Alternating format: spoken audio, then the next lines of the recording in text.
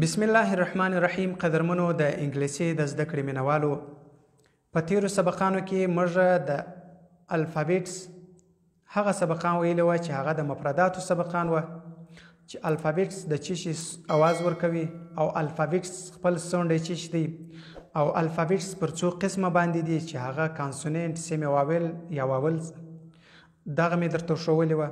دوستانو الله دې وکړي چې تاسو هغه زده کړي وي سره د خپل اکزامپله، د هر حرف سره د هر لفظ سره ما اکزامپل درکړی و، مثال مې درکړی و، د هر مثال سره مې معنا درکړې وه. دا د دې دپاره چې د الفاظ تاسو ته هر ګړی تیریږي، ستاسو هغه معنا او الفاظ زده کیږي، بیا چې جملو ته داخل سو د هغه الفاظ کې استعمالوو نو تاسو به بیا د هغه لفظ معنا ستاسو یادول نه غواړي.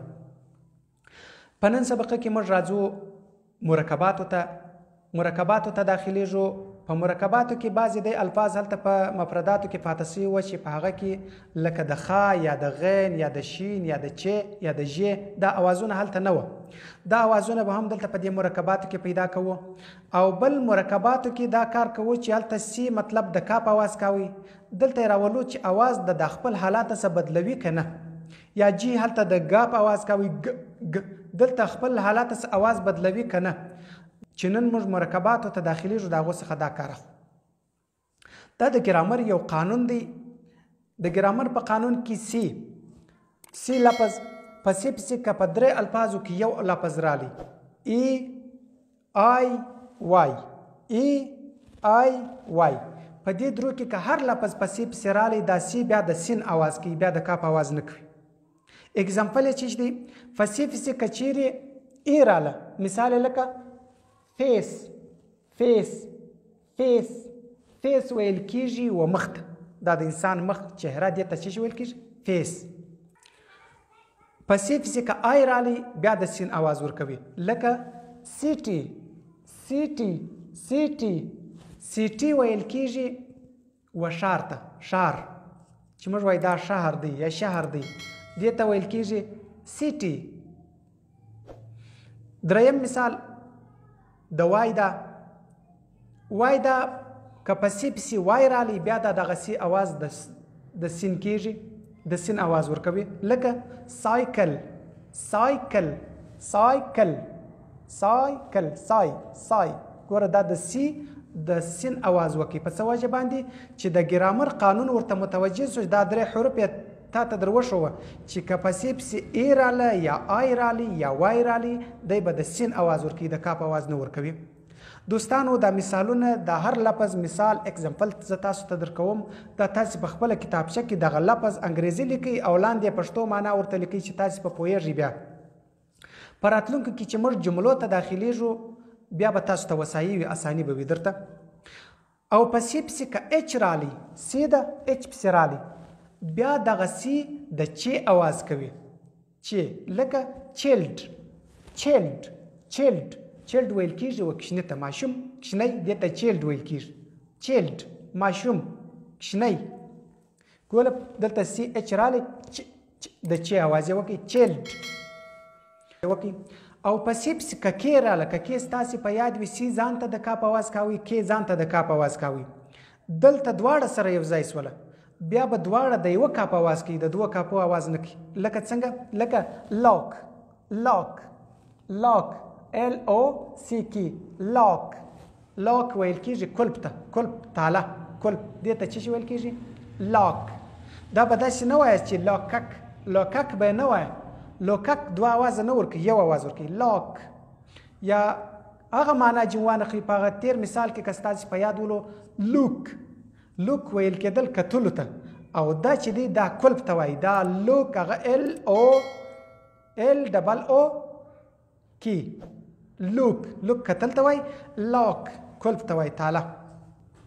او په سی پسې که چیرې آی ای آی ای که په سی پسې راله دغه سی د شین اواز ورکوي، لکه مثال ته ګورئ فوزیشن فوزیشن فوزیشن دی، پوزیشن ډاکټر ته ویل کېږي، فوزیشن ډاکټر، فوزیشن ډاکټر معالج علاج کوونکی، فوزیشن دې ته ویل کېږي. ګوره دلته سی آی ای د چا اواز وکړي؟ شن شن فوزیشن. او ډي په ډي پسې که یو راله کېدای شي د جیم اواز وکړي، په ډي پسې یو ډي یو که دا دوه سره یو ځای شوه کیدای شي د جیم اواز وکړي لکه ایجوکیشن مثال ته ګوره ایډوکیشن به نه وای ایجوکیشن دا ډي د جیم اواز وکړي دلته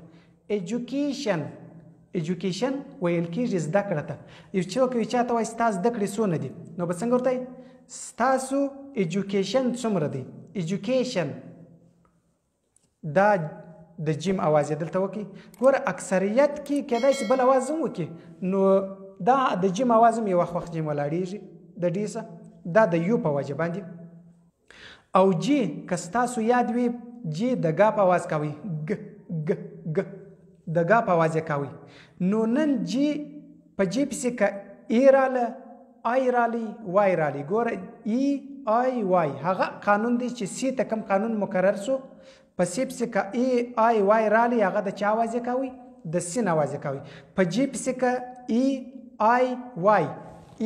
آی وای که دا پسې رالی د چا قانون مقرروي دلته به دا جی د جیم اواز کوي د ګ په اواز بیا نه کوي دا په دې وجه باندې چې دا قانون د ګرامر دا قانون دی چې په دې پسې په جی پسې ای رالی یا آی رالی یا وای رالی دی به بیا د جیم اواز کوي لکه پیج لکه پی ای جی ای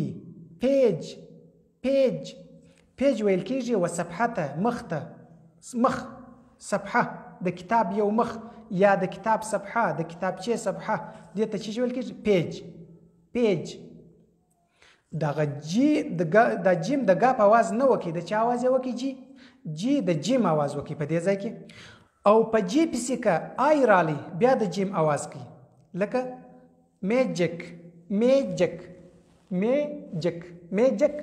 ویل کېږي جادو ته جادو ای څوک په چا باندې جادو کړي هغه ته چې وکړي میجک جادو نو هدا د چا د آی په وجه باندې د اواز بدل شو د چا اواز یې ورکړي د جیم اواز یې ورکړي مخکې اواز د ګاپ میګک نه ویل کېږي میګک ورته ونه وایي میجک او په جی پسې که اچ رالی دا د غین اواز کوي وینې کیدای شي د بل شي اواز هم وکړي د ګاپ اواز هم اجرا کړي خو دلته د غین اواز کوي ځکه په انګلیسي لفظ کې غین نسته نو دلته موږ استعمالوو د غین پر ځای باندې جی اچ لکه څنګه لکه غني په انګلیش کې څنګه ویل کېږي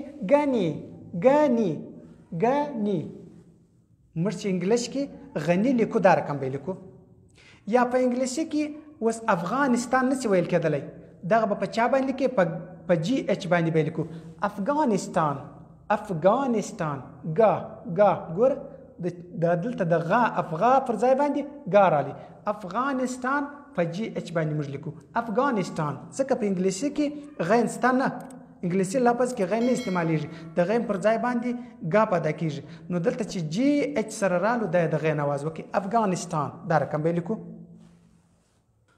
کې په کې پسې که ستاسې په یاد دی کې خپله د کاپ اواز کوي په کې پسې که اچ رالی دلته دغه کې د چا اواز کوي د خا اواز کوي خې که اوس موږ لیکل موږ باید څنګه لیکو اوس خان دی خان موږ څنګه لیکو کې اچ ای ان خان به پر دا رقم باندې موږ لیکو ځکه په انګلیسي کې خې نسته دا په کې اچ باندې دا خا ادا کېږي کان موږ اوس خان ادا کوو دلته به څنګه ولیکو کان دا د انګلیسي هغه الفاظ دي چې په انګلیسي کې موجود نه دي موږ په پښتو یا فارسي یا عربي کې ضرورت ورته لرو اس دوستانو په انګلیسي کې شین نسته په اس پسې که چیرې اچ رالی دلته ورته ګوره په اس پسې که اچ رالی اس اچ دا د شین اواز کوي لکه څنګه لکه شیم یا شیم هلته الفاظ چې دي یو امریکایي انګلیس دی یو برطانوي انګلیس دا دواړه کې چې دی لږ څه فرق راځي شیم یا شیم دواړه صحیح دي دا شیم ویل کېږي و چاته و شرم ته شیم شرم فلانی وشرمېدی څنګه شرم یې وکړي شرم به موږ څنګه لیکو شیم دا اس اچ دلته د شین اواز وکړي. او په اس پسې که چیرې آی او راله هلته په تیر کې آی ای راغلی وه آی ای د شین اواز کاوي. دلته که چیرې په اس پسې آی او راله دلته به بیا د ژ اواز کوي ژ لکه ویژن ویژن ویژن. مثال ته وګوره ویژن لیدلو ته وایي. لکه موږ وایو ټلویزیون د ټلویزیون ټي وي ټلویزیون دا څنګه وایو؟ ټلویزیون د لرې څه لیدل د لرې ځای لیدل ټلویزیون دا رقم لیکل کېږي. ورته وګوره ټلویزیون. دلته دا اس آی او دې د چا اواز وکړي؟ دې د ژ اواز وکړي. او په پی پسې که اچ رالی دا د غټې فی اواز کوي. فی اواز نه کوي. ګوره پی ده اچ پسې رالی پی اچ پی د پی اواز نه کوي. ده فی اواز کوي. فی لکه الفابیټس دا په څه وجه باندې د فی اواز وکړي؟ ځکه اچ پسې رالی په دا وجه په دا قانون باندې. هر ځای که دا رقم وو د په پی پسې اچ راغلی وو په پی پسې اچ راغلی وو دا د چا اواز کوي؟ دا د غټ فی اواز کوي. او ټي په ټي پسې که اچ راغلی وو ټي اچ دا کېدای شي د دال اواز وکړي. د دال اواز لکه ورته ګوره فادر د دال اواز وکړي. مادر برادر ګوره دا فادر پلار ته ویل کېږي. فادر پلار. مادر مور. برادر ورور ته ویل کېږي. دا الفاظ دي تاسې د ځان سره لیکئ. دا مثالونه زه درکوم. نو دوستانو کېدای شي نور اوازونه هم وکړي. که چیرې موږ ته موقع میلاو سو په راتلونکي سبقانو کې در 2 سبقانو پورې زه تاسو ته ضمانت درکوم چې تاسې به انګریزي مکمله ویلی سي. خط وینې کم الفاظ چې تاسې یاد کړي دي هغه الفاظ خو مې یاد کړي دي. کم سبقان چې تیر شوي دي دا که تاسو زده کړي وو مکمل به تاسې د انګریزي اخبار وي ورځپاڼه یي د انګریزي دا به تاسې مکمله ویلی سي. که مې چیرې ویلی نه سو 2 سبقان لا نور درته وایم که مې چیرې ویلی نه سو بیا زه پر تی باندې دا اعتراض لرم چې تاسې سبق نه دی زده کړي. ځکه زما سره دلې موجوده داسې شاګردان سته چې هغه دغه سبق چې تاسو ته زه وایم هغه ته هم دغه سبق وایم. هغه به کولی سي انګریزي به ویلی سي خط مکمل. نو بیا ستاسو څخه هم زه ګیله لرم. دوستانو خوشحال او جوامرده اوسئ. خپل سبقان په ښه خوشحالي سره در تېروئ. په ښه خوشحالي سره یې وایاست. کوم مثالونه اګزامپل زه درکوم هغه په خپلو کتابچو کې ښه په ترتیب سره لیکئ. د 2 سبقانو څخه بعد بیا موږ جملاتو او ګرامر ته داخلیږو زمانو ته داخلیږو. الفاظ در زیاتومه ځکه چې تاسې کې ولد سواست خط ووایئ او خط کې بعضې الفاظ راځي دا تاسې ووایاست. نو بیا په دې کې تاسو ته اساني راځي د سبقانو د نورو. او یو شی مې درته